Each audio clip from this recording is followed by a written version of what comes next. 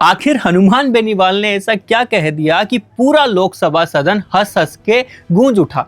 और फिर कुछ ही मिनट बाद राहुल गांधी ने ऐसा क्या कहा कि हंगामा इतना बढ़ गया कि पेपर लीक पर हो रही बहस ही पीछे छूट गई।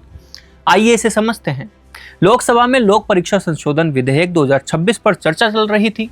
देश भर के छात्र इस बहस को इसलिए देख रहे थे क्योंकि यह बिल पेपर लीक पर सख्त कार्रवाई का दावा करता है। सबसे पहले राजस्थान से हनुमान बेनीवाल बोलने के लिए खड़े हुए और उनको समय मिला सिर्फ 3 मिनट। लेकिन शुरुआत उन्होंने सीधे पीठासीन अध्यक्ष जगदंबिका पाल से की। उन्होंने कहा, पाल साहब, आप तो एक दिन के मुख्यमंत्री रहे हैं। कम समय का दर्द आपसे बेहतर और कौन समझ सकता है। हमें थोड़ा और समय और दे दीजिए।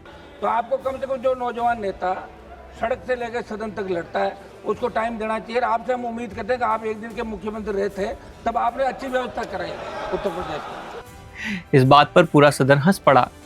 लेकिन इसके बाद बेनीवाल ने पूरी गंभीरता से कहा कि पेपर लीक सिर्फ एक अपराध नहीं है, बल्कि लाखों युवाओं के भविष्य के साथ अन्याय है।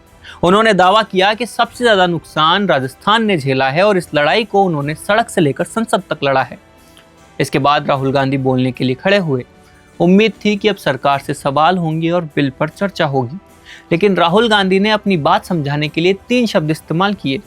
पहला स्टूडेंट, दूसरा इडियट और तीसरा अंधभक्त। और यहीं से पूरा माहौल बदल गया। बीजेपी ने आरोप लगाया कि राहुल गांधी ने करोड़ों लोगों का अपमान किया है। राहुल गांधी का कहना था कि उनके बयान का मतलब कुछ और था, लेकिन तब तक बहस बिल से हटकर बयानबाजी पर आ चुकी थी। और यहीं से मुझे दोनों नेताओं के बीच सबसे बड़ा फर्क दिखाई दिया। हनुमान बेनीवाल ने भी व्यंग्य किया, लेकिन उनका व्यंग्य माहौल हल्का करने तक सीमित था। उसके बाद पूरा समय उन्होंने पेपर लीक, छात्रों और राजस्थान की बात की। वहीं राहुल गांधी ने भी छात्रों का मुद्दा उठाया, लेकिन उनके शब्दों ने ऐसा विवाद खड़ा कर दिया कि चर्चा बिल से हटकर उन्हीं के बयान पर आ पड़ी। राजनीति में कई बार सिर्फ आपकी बात नहीं, बल्कि आपके शब्द तय करते हैं कि अगले दिन चर्चा मुद्दे की होगी या आपके बयान की। और शायद यही इस पूरी बहस का सबसे बड़ा सबक भी है। अपना पॉडकास्ट शुरू करना चाहते हैं और चाहते हैं कि पहले दिन से उसे लाखों लोग देखें, तो अब ये पॉसिबल है जयपुर में।